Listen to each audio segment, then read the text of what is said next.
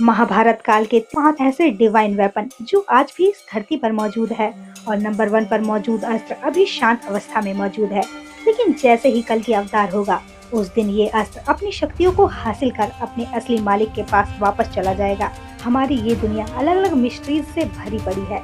जमीन को थोड़ा खोदने पर मिट्टी की अलग अलग किस्म मिल जाती है, थोड़ा और खोदने पर नेचुरल रिसोर्सेज गोल्ड, सिल्वर और कोल मिलने लगती है, लेकिन ज्यादा खोदने पर हमारे भारत का इतिहास नजर आता है।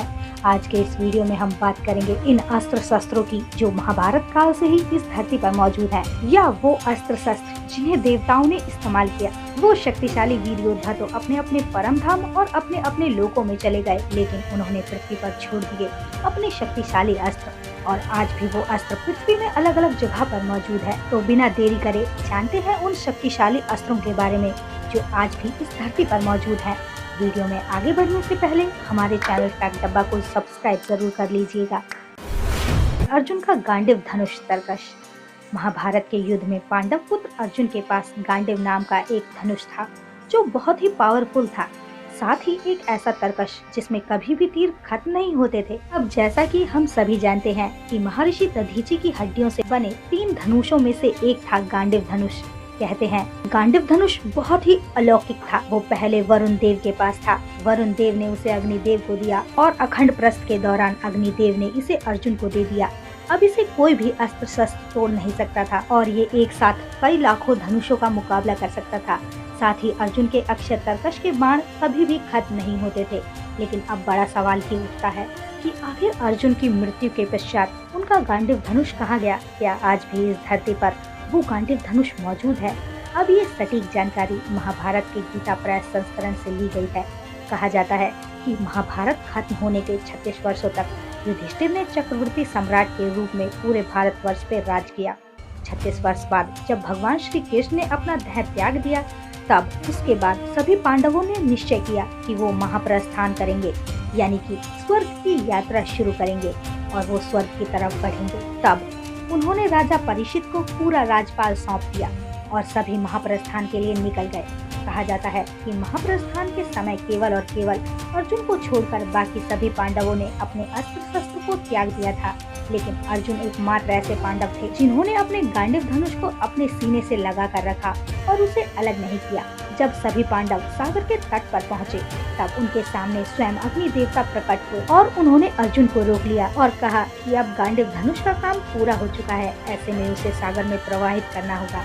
अब अर्जुन भी अग्नि देवता की बात कहाँ टालते, उन्होंने भी उस सागर में उसी समय गांडीव धनुष को प्रवाहित कर दिया। सिर्फ यही नहीं, अर्जुन ने गांडीव धनुष के साथ अक्षय तरकश को भी जल में प्रवाहित कर दिया। अब कार्य संपन्न तो हुआ, अग्नि देवता भी गायब हो गए।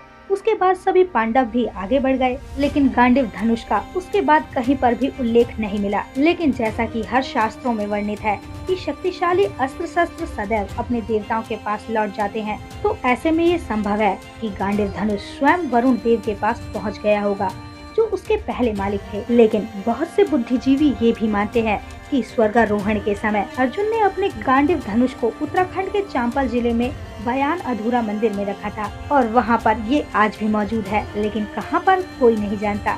लेकिन कुछ लोग कहते हैं कि जब उन्होंने समुद्र में उसे प्रवाहित किया तो वो ऐसी जगह पर जाकर रुक गया या छिप गया, जो वक्त आने पर यानी कि कलयुग के अंत में ही एक दिव्य हथियार के रूप में कल की अवतार को प्राप्त होगा। इस पर आपकी क्या राय है, कमेंट में बताएं।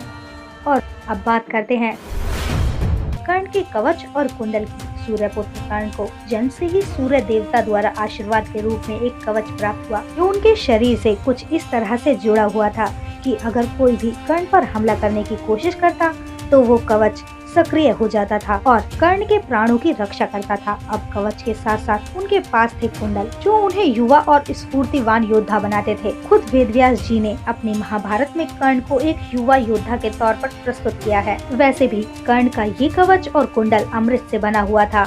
अब सबसे जरूरी बात, क्या आज भी कर्ण के कवच और कुंडल इस धरती पर मौजूद है?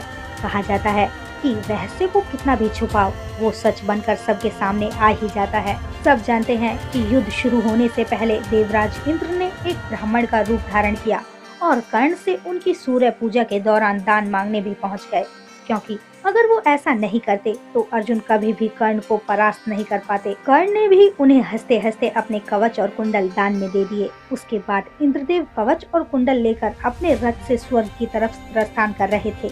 ऐसा कहा जाता है जब वो कवच और कुंडल लेकर जा रहे थे उसी समय वहाँ एक आकाशवाणी हुई जिसमें देवराज इंद्र को कहा गया कि आपने बहुत बड़ा पाप किया है, इसलिए आप स्वर्ग में प्रवेश नहीं कर सकते जब तक कि आपके पास ये कवच और कुंडल रहेंगे। ऐसे में इंद्रदेव ने उसे ओम पर्वत की तलहटी पर छुपा दिया, लेकिन उसके बाद चंद्रदेव ने उसे चुराने का प्रयास किया, जिसके बाद इंद्रदेव ने वापस कवच और कुंडल लेकर सूर्य देव की सहायता से उसे कोणार्क में स्थित सूर्य मंदिर के अंदर छुपा दिया।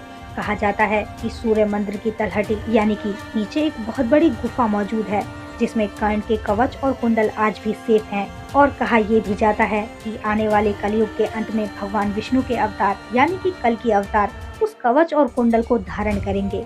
नंबर 3 पर है समयंतक मणि। अब जैसा कि इस मणि का नाम ही है समयंतक यानी कि जो समय से भी परे है। अब इस मणि का इस्तेमाल कर आप समय में कहीं पर भी विचरण कर सकते हैं।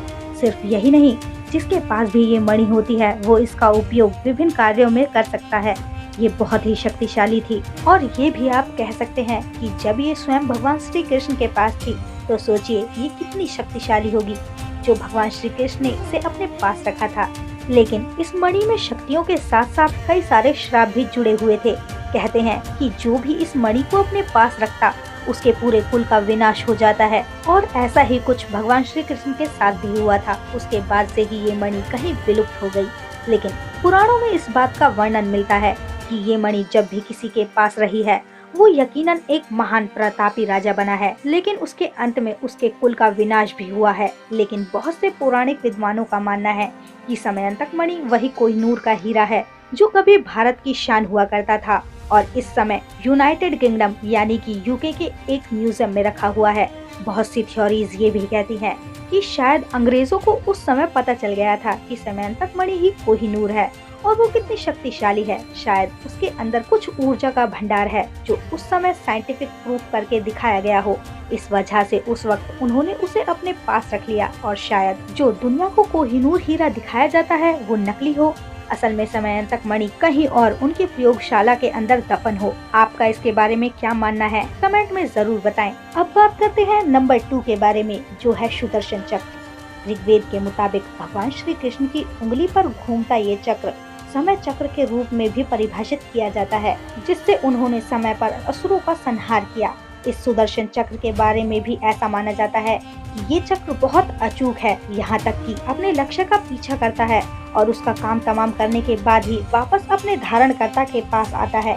वहीं सुदर्शन चक्र से जुड़ी हुई कई सारी पुरानी कथाएं हैं, जैसे कि सुदर्शन चक्र का उपयोग माता सती के शव के 51 टुकड़े करने के लिए हुआ था, जो कि अब 51 शक्तिपीठ बन चुके हैं। वहीं महाभारत में शिशुपाल का सिर सुदर्शन चक्र से ही काटा गया था। समुद्र मंथन के दौरान राहु का सिर काटना और मंदार पर्वत को काटना सब कुछ सुदर्शन चक्र से ही किया गया था। लेकिन मोस्ट इम्पोर्टेंट सवाल, आखिर अब सुदर्शन चक्र कहाँ है? कुछ लोगों का मानना है कि सुदर्शन चक्र उड़ीसा के पुरी जिले में एक मंदिर में मौजूद है, जहाँ श्री भगवान विष्णु के सुदर्शन चक्र की पूजा आज भी की जाती है। इस मंदिर में एक विशाल संरचना देखी जाती है जो कि मिट्टी में आधी डूबी हुई है, जिसे सुदर्शन चक्र कहा जाता है। भविष्य पुराण की माने तो भविष्य पुराण में बताया गया है कि सुदर्शन चक्र भगवान विष्णु और उनके अवतारों के सिवाय कोई भी धारण नहीं कर सकता और ना कोई उसे चला सकता है। जब भगवान श्री कृष्ण ने देह त्यागा तब सुदर्शन चक्र भी पृथ्वी पर समा गया और जब कलयुग के अंत में भगवान श्री कल की अवतार धरती पर अवतार लेंगे तब दोबारा ये सुदर्शन चक्र धारण करेंगे और इससे ही वो कलि पुराण का खात्मा करेंगे।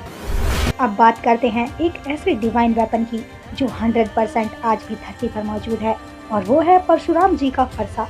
किस्से कहानियों में अक्सर आपने भगवान परशुराम और उनके फरसे के बारे में सुना होगा। परशुराम भगवान शिव के बहुत बड़े भक्त थे और उन्होंने महादेव की तपस्या कर सालों बाद फरसा प्राप्त किया, जिसके बाद उनका नाम परशुराम पड़ा।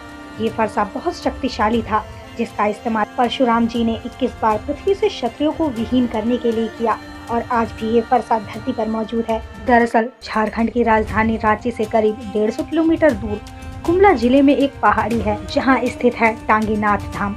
इसी धाम के एक मंदिर में मौजूद है भगवान परशुराम का फरसा। वैसे तो ये फरसा खुले आसमान के नीचे है, लेकिन आज तक इसमें कभी जंग नहीं लगा। ये किसी रहस्य से कम नहीं है। ऐसी मान्यता है कि त्रेता युग में जनकपुर में माता सीता के स्वयंवर के दौरान जब भगवान श्री राम ने शिव जी का धनुष तोड़ा, तो उसकी भयंकर ध्वनि सुनकर परशुराम जी गुस्से में जनकपुर पहुँच गए और उन्होंने भगवान राम और लक्ष्मण को पहचाने बिना ही उन्हें खूब बुरा भला कहा।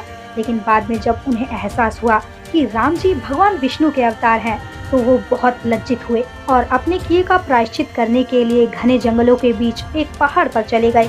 वहीं पर उन्होंने अपना फरसा गाड़ दिया और तपस्या करने लगे। बताया जाता है कि साल 1989 में पुरातत्व विभाग ने यहाँ खुदाई करवाई थी, जिसमें हीरो से जड़ा हुआ मुकुट और सोने चांदी के आभूषण समेत कई कीमती वस्तुएं मिली थी। हालांकि बाद में अचानक ही खुदाई बंद कर दी गई। अब इसके पीछे क्या वजह थी, ये आज भी एक रहस्य ही है। लेकिन ये किस्सा यहीं खत्म नहीं होता। ऐसा कहा जाता है कि परशुराम जी का फरसा वापस अपनी ताकत तभी हासिल करेगा जब कलयुग अपने अंतिम चरम पर होगा और उसी समय भगवान कल के अवतार ले चुके होंगे और उनकी शिक्षा दीक्षा का काम परशुराम जी के पास होगा। तब परशुराम जी अपने इस फरसे को हासिल कर पाएंगे। यही थे वो भगवान के 5 डिवाइन वेपन जो आज भी धरती पर मौजूद हैं। इस पर आपका क्या मानना है, कमेंट में बताएं। और वीडियो अच्छी लगी हो तो वीडियो को लाइक और चैनल को सब्सक्राइब करना ना भूलें। And thank you for watching my video.